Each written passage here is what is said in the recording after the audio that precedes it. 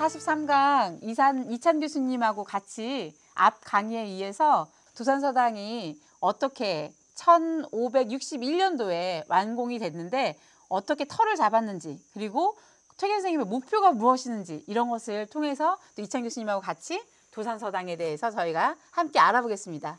퇴계 선생님께서는 보셨다시피 굉장히 많은 건축물을 지으셨어요. 그런데 아주 소규모로 초라하게 검소하게 지으셨죠. 또한 이 도산서당도 아주 소규모의 집을 짓게 됩니다. 보시다시피 이 집은 3칸짜리 집이거든요. 그런데 지금은 이제 도산서원 영역에 같이 있어서 크게 보일지 모르겠지만은 살아생전에 이 도산서당은 3칸 규모로 아주 초라한 집이었어요.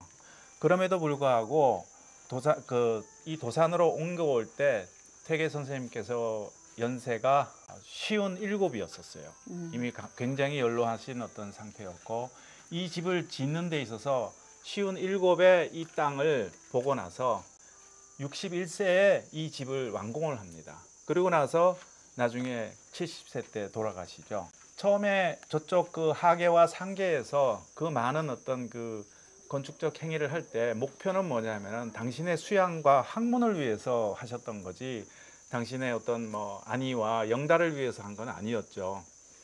그런데 그 공간이 너무 좁고 협소하니까 제자들이 조금 더 넓은 공간으로, 좀 더 트인 공간으로 가기를 원했는데, 그럼 이 터를 퇴계 선생님이 잡은 게 아니라 제자분들이 터를 그렇죠, 잡고. 그렇죠. 네. 먼저 제자분들이 주변을 다 조사하고 난 다음에 선생님 이 터가 어떻습니까? 그냥 한 번만 봐주십시오라고 해서 했는데, 퇴계 선생님께서는 마지못해 네. 따라오시는 척 했다가 네네. 보시고 나서는 너무 흡족해 하셨답니다. 첫 번째 그냥 반해버리셨죠.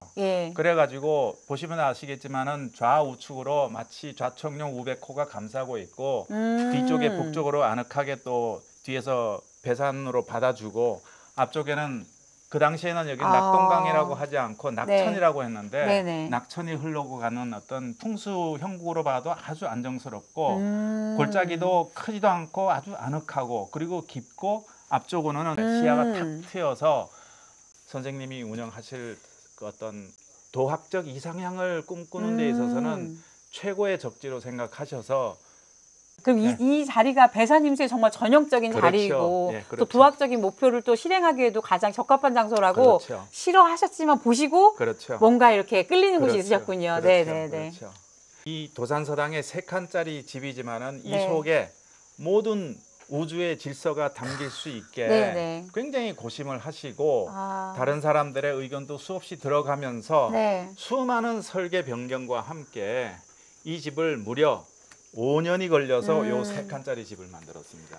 그러면은 이제 이찬 교수님과 함께 이 집에 담긴 우주의 섭리 뭐 이런 것들 우리 알 수 있는 거네요. 그렇죠. 네네. 그렇죠. 그러면은 이찬 교수님 처음으로 그럼 소개할 공간이 어디신가요?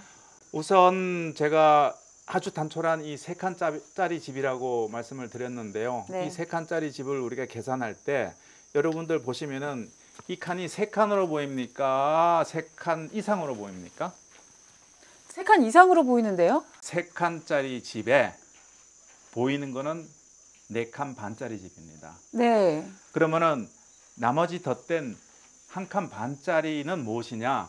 정식으로 칸에 안 들어갑니다. 지금으로 치면은 발코니 확장해야 된다는 겁니다. 좌측에 우리 조만한 저기 부엌 이거는 뭐 반의 반 칸도 안 되는 규모의 부엌 칸이 저렇게 나간 것도 일종의 확장 개념이죠. 그 다음에 이쪽에도 보면은 한 칸이 좀 안 되게끔 확장을 했죠. 그렇죠. 나가 있죠. 이것도 확장을 했고, 또 보시면은 여기에 살평상이라고 해서 여기는 본격적인 공간이 아닌 가설적 공간이다.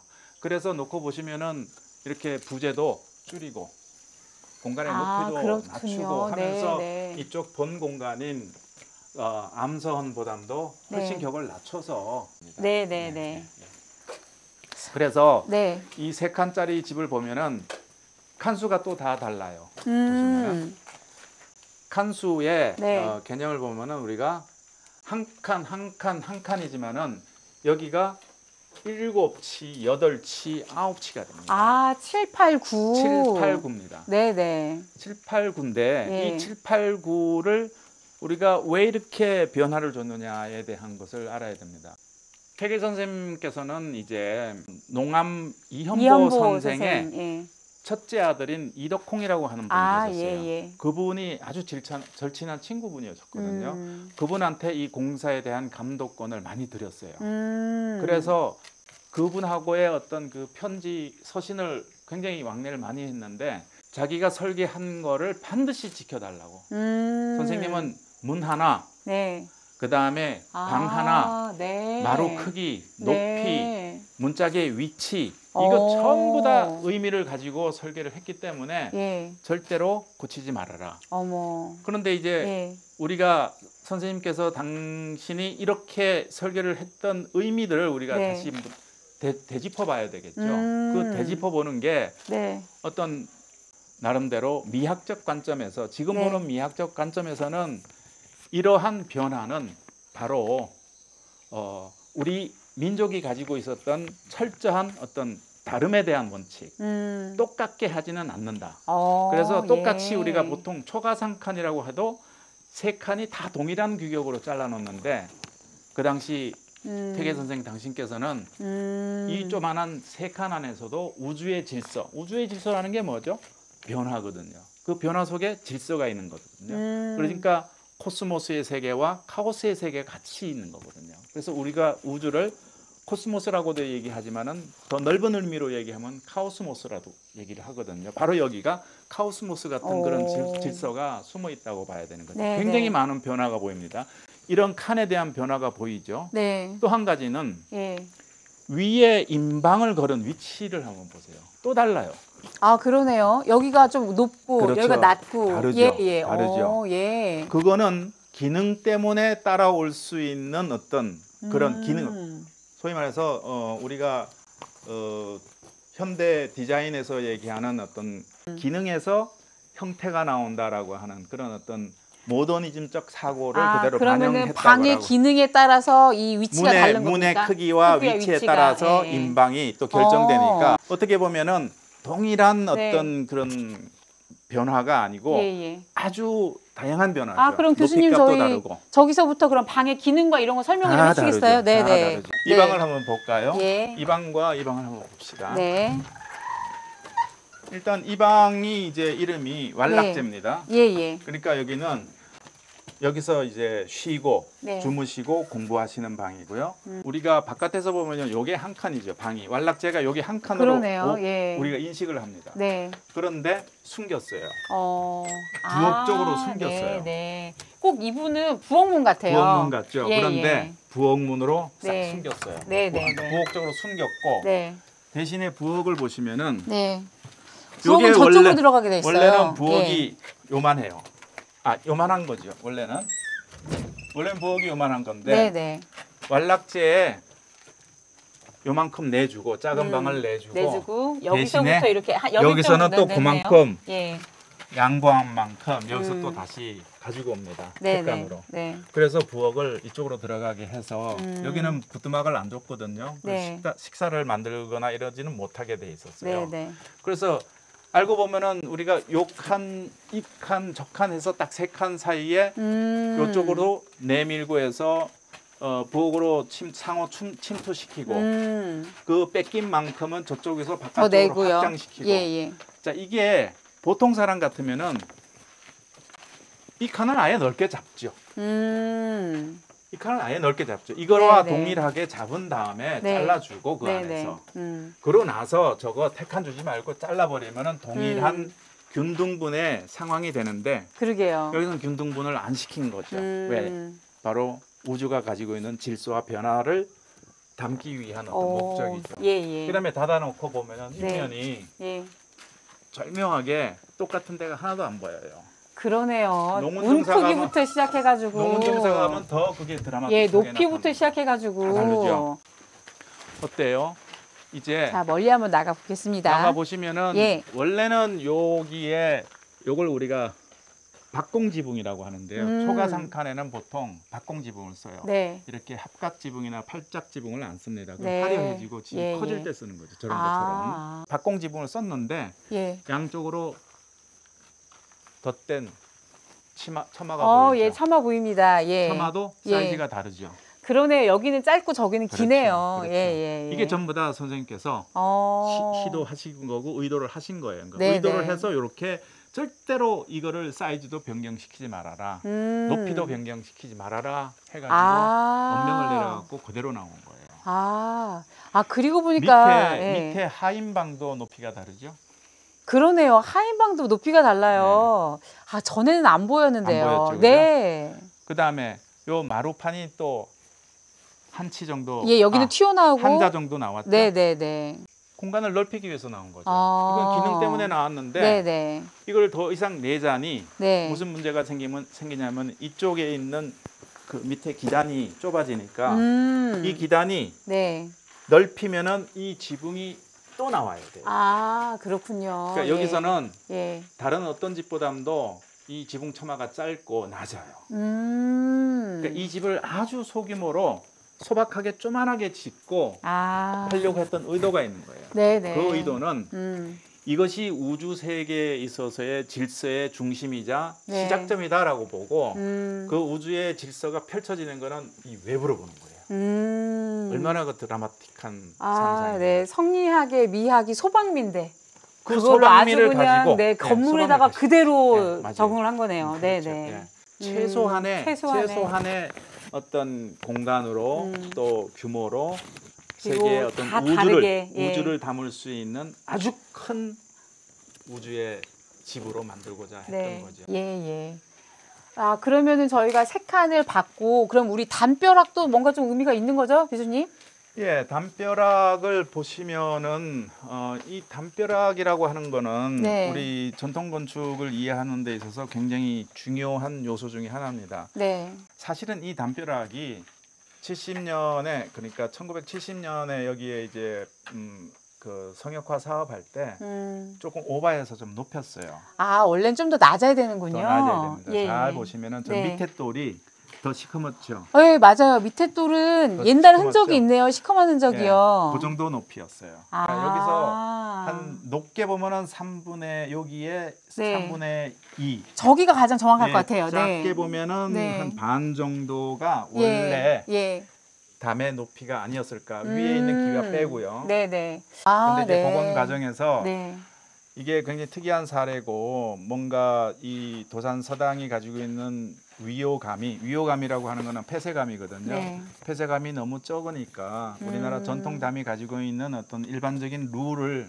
적용하지 않았나 싶은 생각이 들어요. 근데 그거는 그때 복원할 당시에 어떤 그 의도는 잘 모르겠지만 중요한 거는 이 담을 다 완전히 폐쇄시키지 않았다는 거예요. 그러게요, 선생님. 담이 여기도 열려 있고 저기도 열려 있고 여기도 열려 있고 다 열려 있습니다.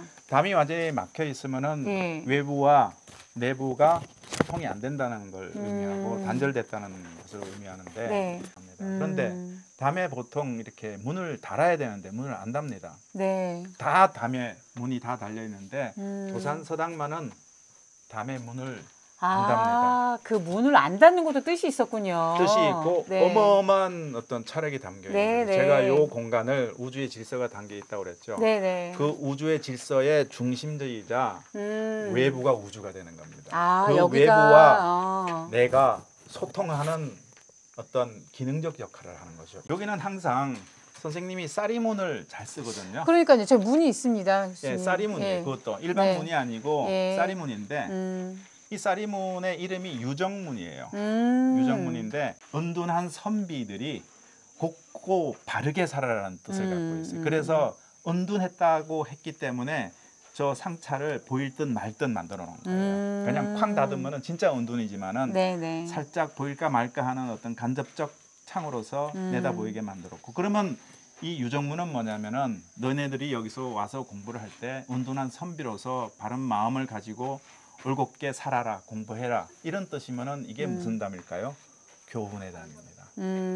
교훈을 여기서 여기 암서는 학생들이 공부하는 강학의 공간이죠. 근데 그 학생들이 많기 때문에 살평상을 돼가지고 또 덧대서 필요에 따라서 덧댔지만은 이 공간에서 가장 강력한 변화적 인자가 바로 이 살평상을 덧댄 형태고 위에 덧댄 눈썹처마, 가설처마라고 하거든요. 네, 눈썹처마, 가설처마, 가설처마 이렇게 얘기하는데 알겠습니다. 그런 것들이 다른 형태와 또 바깥에서 보면은 이런 기와의 형태와 이쪽 기와의 형태와 움직임이 다 다릅니다. 이건 저쪽에서 보시면 아는데 태계 선생님이 어디에 앉았을까 한번 보세요. 여기 앉아서 그럴까요? 볼까요? 네, 여기 그럴까요? 앉아서 보시면은 가장 깨끗한 친구를 그렇죠. 가장 가까이에 뒀고 아. 그래서 정무당 넘어 네. 뭐가 보이죠? 매화. 저기가 매화라고 하는 매화와 저루사입니다. 저기가. 아, 예, 저루사죠. 저루사라고 해서 매화, 국화, 대나무, 그 다음에 우리가 말하는 5가지. 소나무. 요 소나무까지 해서 연꽃까지 하면 5개의 아주 바른 친구. 네네. 그러면서 그 절자가 계절 절자도 되고 마디 절자도 되거든요. 네네. 계절마다 만나는 친구. 그 다음에 곱고 바른 친구라는 뜻이기도 하죠. 2가지 중의적 의미를 갖고 있어요. 그 친구들과 같이 즐기는 거다 해서 저기를 유구원이라고 해요. 유구원. 자기까지 합해서. 그러면 자기까지 합해서 여기 있는 공간이 유구원이 되는 거죠. 이 연꽃과 함께 저게 5개의 어떤. 그래서 여기는 또 저는 감이 없는 거네요. 그래서 여기는 저는 관조의 계구부다. 분명히 태계 선생님께서는 이쪽 문을 통해서 이리 나가가지고 쭉 내려가면은 저 앞에 천연대로 들어갑니다. 그러면 그 길은 수양의 길이죠.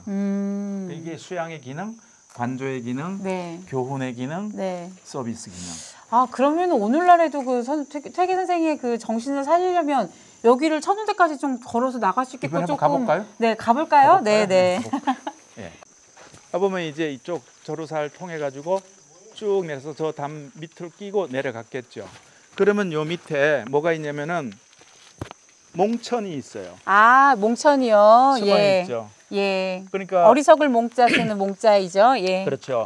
몽매한 그 사람들한테 지식을 전달해주는 그 도량이 되어라라는 뜻이죠. 그러니까 요 바로 앞에서 이건 학생들한테도 너네들이 여기에 샘을 마시고 그 지식을 받아가지고 큰 위인이 되어라라는 어떤 뜻도 있지만 선생님께서도 그런 학생들을 열심히 가르쳐라라고 하는 어떤 그 셀프적 개념도 있는 그런 교훈이라고. 기독교에서도 세례받거나 이럴 때 물을 사용해서 많이들 하는데 아주 중요한 의미인 것 같습니다. 그렇죠. 그래서 하여튼 그런 게 있고 또 바깥에는 이제 열정이라고 또 있죠. 네, 맞죠. 그래서 2개를 다 대치해서 봐야 되는데 우리가 여기서 나가면서 그럼 열정을 저희 찍어볼까요? 이 열자라고 하는 것은 맑을 열자 뭐 또는 차다란 뜻도 갖고 있는데 이거는 사실은 뭐 제 전공이 아니라 모르겠는데 주역에 나오는 글귀라고 하더라고요. 굉장히 재미있는 어떤 의미를 갖고 있는데 이 열정에 이 샘이 나왔기 때문에 이 털을 잡을 수가 있는 거예요. 사람이 어떤 공간에든지 간에 여기에 정주 공간이 되려면은 제일 먼저 중요한 게 우물이 있어야죠. 우물이 있어야 됩니다. 이게 우물입니다. 여기서 나오는 물이 아니고요. 깊게 이 돌도 이 우물 정자랑 이렇게 하려고 이렇게 내비치고 하셨어요. 그래서 정자를 쓴 거죠. 그러면은 이제 여기 있고 우리가 저쪽 저루사를 통해서 계곡길로 따라가면 여기로 나와가지고 이게 이제 옛날에는 여기가 개울가였죠. 지금 이게 평탄하지만 이게 경사가 한 15도 정도씩 내려갔다고 생각해 보세요. 그러면은 아마 옛날에는 이 담이 없었으니까 태계 선생께서 그냥 마루에나 또는 완락제에서 앉아서 보시면은 저 앞에 낙동강변이 다 보였죠. 다 보였다. 천연대를 잠깐 볼까요? 천연대는 우리가 도산 서원에 누각이 없어요. 서원에 누각이 없는 사례는 서원에 다 누각이 있는데 도산 서원만 유일하게 없는 이유가 바로 천연대입니다. 천연대가 나름대로 누각의 역할을 하는군요. 누각이 가지고 있는 의미를 가지고 있다고 봐야 되죠. 태계 선생께서는 언젠가는 정자를 지어야지 누각같이 정자를 지어야지 마음을 먹으셨는데 아마도 재정적인 문제도 있었겠지만 제 생각에는 네. 아 여기는 정자가 필요 없다. 그냥 이거 자체가 누대다. 정자고 무대고 누대다. 예, 누대다. 누대. 여기가 예, 누대다라고 판단하셔서 네. 짓지 않았을까. 그렇기 그렇기 때문에 후에 도산 서원을 지을 때 네. 그 제자들이 누각을 지을까 말까에 대한 고민을 무지무지하게 하셨을 거예요. 네. 여기가 옛날에 이런 축대가 없이 그대로 완만하게 내려왔다고 계속 밑에까지 내려왔다고 그렇죠. 생각되네요. 생각해 보시죠. 네. 그리고 여기 오면은 천연대가 있고 이 도산 서당에서 볼 때 가장 좋은 그 관저의 포인트가 될 수 있는 거죠. 예, 교수님, 저희가 지금 천운대까지 보고 왔는데 이제 또 농문정사에 대해서도 좀 설명을 해주시죠. 여기는 이제 그 제자들이 머물고 공부하던 장소입니다. 네. 농문정사라고 하는 건 이제 구름 이게 어떤 언덕배기에 그 구름이 이렇게 많이 끼어 있는 그런 뜻을 얘기하는 거거든요. 아, 다른 데는 그렇게 제자들의 강학 공간에 휴식 공간에 가면 동제와 서제를 나누거나 이렇게 하는데 여긴 또 그렇진 않습니다. 아, 잘 지적했어요. 네. 바로 우리가 농문정사를 평가할 때 네. 여기에도 이제 퇴계 선생님의 의도가 숨어 있습니다. 우선 저 집과 다르게 네. 이 집은 지어놓고 보니까 공부할 공자가 됐어요. 디귿집이 아니라 예. H자 집입니다. 뒤에도 나가 있어요. 그러네요. 이렇게 공자, 공대 대가 되네요. 예. 공자집이고 예. 저 뒤쪽에 나가 있는 것들은 헛간이에요. 그냥 부뚜막으로 쓰는 헛간이에요. 네네. 그러니까 실제로는 디귿자형만 쓰는 거죠. 디귿자형만 쓰는데 중요한 거는 왜 동제 서제로 나누지 않았냐고 질문을 하셨는데 네. 바로 선배와 후배 없이 무한 경쟁해라. 아, 근데 퇴계 선생님께서 경쟁을 서로 하셨을까요? 끌고 땡기고 네. 서로 도움을 그런 주고 말씀을 받고, 하셨을 것 같아요. 네. 그렇게 해라라고 하는 네, 의도지만 네, 그 네. 안에서는 그런 어떤 서열 관계나 이런 것보다도 더 자유롭게 경쟁을 할 수 있게 유도를 하기 위해서 동제와 서제로 나누지. 더 소통을 많이 하면서 맞아요. 공부를 할 수 있게끔 하는 장을 만들기 위한 공간이군요. 여기는 동제 서제라는 개념은 없습니다. 네네. 그런데 이 농문정사도 가만히 보면은 미학적으로 도산 서당만큼 또 놀라운 미학들이 발견되고 있습니다. 단순하게 보면 아무것도 아닌 것 같지만 여기 인면을 한번 보시죠. 예. 인면에 대한 변화가 왜 같은 집을 이렇게 다르게 지을까? 안 보이십니까? 아, 저는 아까 교수님 설명해 주신 것 때문에 그 다른 점을 찾아보려고 했는데 여기는 오히려 같은 점이 많이 보입니다. 뭐 여기 정도가 창이 좀 더 크고 그다음에 여기는 좀 문이 좀 두 칸이 있고 여기는 한 칸이 있고 여기도 한 칸 있고 여기가 두 칸 있고 이 정도의 여기는 대칭이죠. 네. 여기는요. 여기는 대칭 아니잖아요. 여기는 대칭이 아니잖아요. 예. 그건 어떻게 설명하시겠죠? 그렇구나. 또 칸 거리는 같은데. 네. 당연히 여기 대칭으로 했으면 여기 시메트릭하게 대칭적으로 딱 잡았어야 되는데 저기 빈 공간을 놔뒀잖아요, 그죠? 네. 그런데 여기는 지금 이렇게 해서 문 두 짝을 만들었죠. 네. 여기는요? 여기는 한 짝만 만들었네요. 한 짝만 만들고. 그리고 하나는 창으로 쓰시고. 그렇죠. 다르죠. 그러면 방 크기가 다른가요? 아, 방 크기는 똑같은 것 같습니다. 같아요. 육안으로 봐도. 같아요. 예. 그러니까 그게 퇴계 선생님께서는 분명히 의도를 하신 거죠. 이게 바로 아까 전에 말씀드렸던 그런 질서와 변화라고 하는 조화를 여기서 꿈꾸지 않았나 하는 생각입니다. 그게 곧 퇴계 선생님께서 생각했던 우주의 질서가 바로 그런 어떤 원칙이 들어가지 않았나.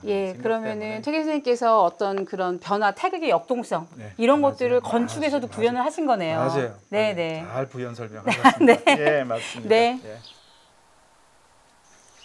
교수님. 근데 또 궁금한 게 그럼 지금의 도산서원 모습으로는 어떻게 지어졌는지가 또 궁금합니다, 교수님. 네, 보통 우리가 도산서원의 영역을 여기서부터 칩니까? 저기서부터 칩니까?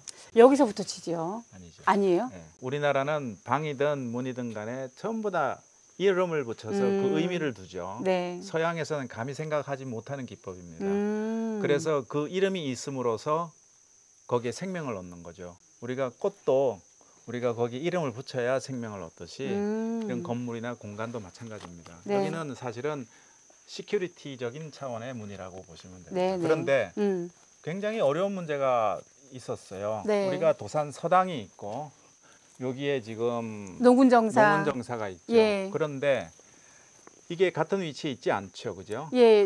네. 그래서 도산 서원을 지어야 되는데 도산 서원을 어디에 네. 자리 잡을 것이냐, 이 앞에다 자리를 잡을 것이냐, 뒤에다 자리를 잡을 것이냐, 어디에 자리를 잡을 것 같아요?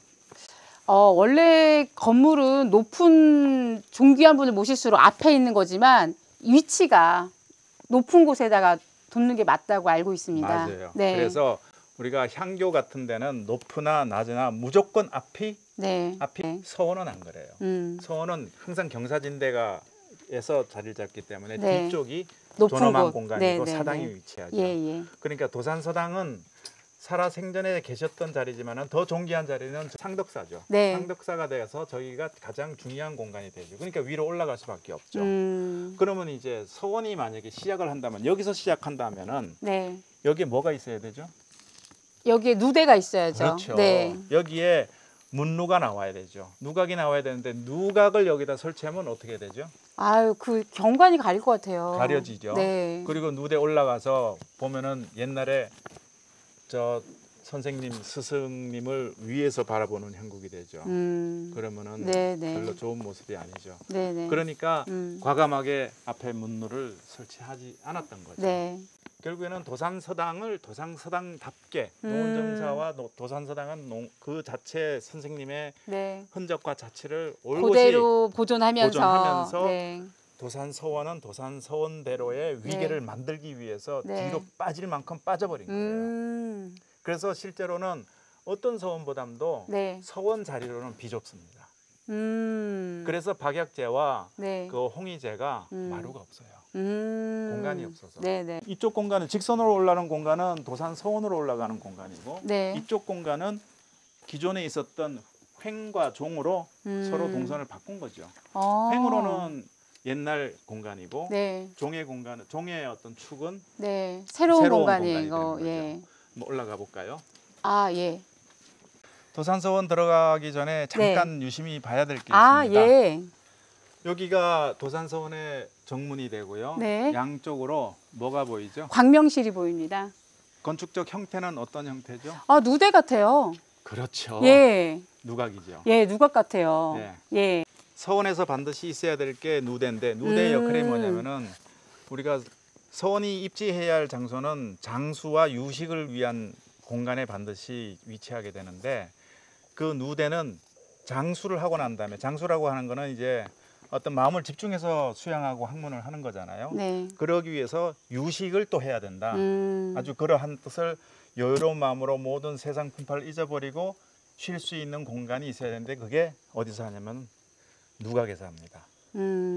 여기는 그런 누각의 형태는 지었지만은 네. 여기는 실질적인 사용은 서고로 쓴 거죠. 그러니까 어떤 형식과 의미가 이렇게 전치가 된 거죠. 대신 남들이 보면 누각이 있네 보이죠. 누각이 없다는데 그때 누각이 있어요. 실질적인 누각의 형태는 의미적으로는 저쪽 천연대가 하고 있고 어떤 형식적으로는 조금 흉내를 낸 거죠. 그래서 일부러 뺀 거예요. 아, 예, 그러네요. 일부러 빼서 뺀 지으셨네요. 예, 일부러 지어졌네요. 뺐어. 예, 예. 그런데 이것도 네. 당대에 지어진 게 아니고요. 네. 퇴계 선생 사후 4년 만에 이 지서원이 만들어지는데 이거는 영조 때 지어집니다. 아, 굉장히 늦게 지어진 늦게 거네요. 지어져요. 예. 그러니까 이게 그 단순히 완성된 게 아니라 도산서원은 많은 기간과 시간을 가지고 이제 선생의 뜻과 의미들이 계속 누적이 되면서 이렇게 네네. 누대의 어떤 없음을 부재를 아마 이런 선생의 이름이 돌아가시고 나서 계속 빛났기 때문에 계속 그걸 기리기 위해서 또 건물이 지어지고 하는 의미가 있었나 봅니다. 그렇죠. 예. 우리가 이 도산서원을 보면 평이하게 보일지 모르겠지만은 저는 도산서원만큼 다른 서원과 어떤 다른 서원과도 다른 특이한 점이 많이 숨어 있는 서원이라고 생각합니다. 네. 보통 서원이라고 하면 보통의 어떤 스탠다드한 문법이 있는데 이 도산서원은 그 문법들이 다 무너집니다. 무너졌다기보다도 그 문법을 따를 수가 없고 어떤 지역적인 조건이나 또는 여러 가지 핸디캡이 있었잖아요. 그런 문법을 해결하기 위해서 어쩔 수 없이 어떤 특이한 형태가 나오는데 박약제하고 홍의제에 보면은 마루가 네. 없죠. 마루가 없다고 하는 것은 이 공간이 좁아요. 아, 예. 좁으니까 없고 또 광명시를 소위 말해서 서재라는 공간이나 장판각, 장서각들은 다 뒤로 이렇게 감춰 놓습니다. 이걸 앞에다 내놓는 거예요. 네. 왜? 자리가 없으니까. 자리가 없으니까. 예. 자리가 없으니까 내놓는 대신에 그러면 누각의 흉내를 내자 하고 만들어준 거죠. 네. 그다음에 여기 또 하나 도산 서원에 이제 정교당의 네. 칸수를 한번 볼까요?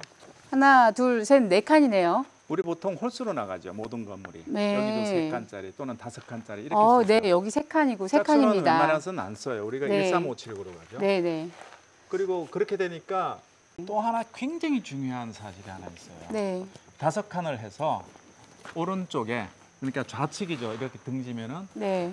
저쪽 오른쪽에 원래가 원장실의 방입니다. 어떤 서문이든지 간에 좌측이 네. 높거든요. 네, 네.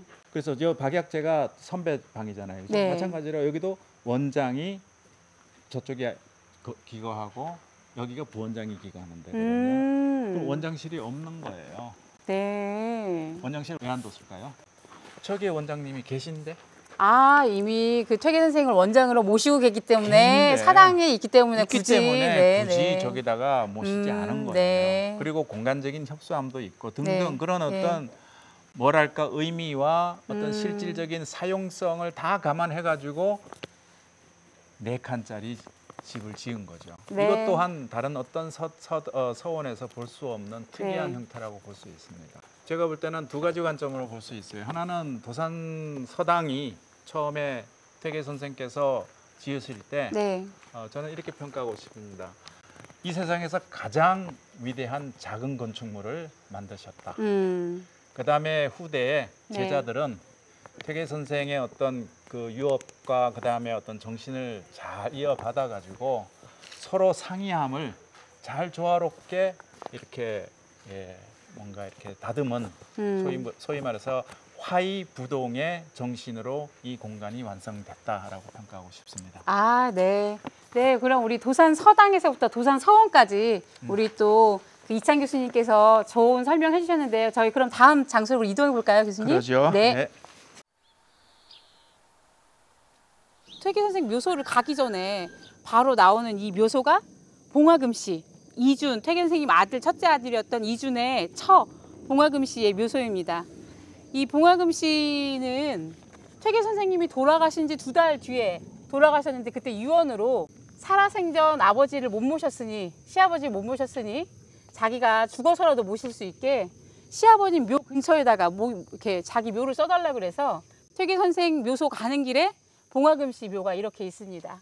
요즘에 며느리들이 시아버지 무덤 옆에 묻어달라고 하나요? 아우, 제가 안 그래도 봉화금씨 얘기를 듣고 제가 되게 많이 생각해봤거든요. 또 한편으로 생각해보면 그 당대 퇴계 선생님께서 굉장히 유명하셨고 그 당시 한 BTS 정도 유명세가 있지 않았습니까? 뭐 거기 언행록에 보면 심부름하는 어린아이들도 그다음에 풀 먹이는 그 어린아이들도 퇴계 선생을 한번 보고 싶어가지고 굉장히 간절하게 원했다고 하는 거 보니까 아마도 퇴계 선생의 충분한 학덕이라든지 이런 거를 다 이해하고 본인이 끝까지 어떻게 모셔야 된다는 어떤 자기 사명을 가지고 있었기 때문에 가능한 일이지 않나 싶습니다. 네. 그럼 우리 저기 퇴계 선생 모시러 가볼까요? 그럴까요? 네. 네.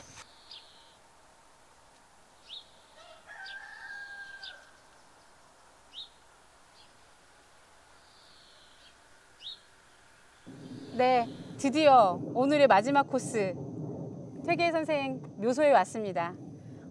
여기 아까 봉화금씨 묘소를 쭉 지나서 올라오면 퇴계 선생이 1570년 돌아가실 때 묻힌 자리가 나왔습니다. 어쨌든 오늘 우리가 긴 여정으로 퇴계 선생이 머물렀던 장소, 다녔던 장소, 강학했던 장소를 이렇게 마치 산책하듯이 이렇게 다 다녀봤는데요.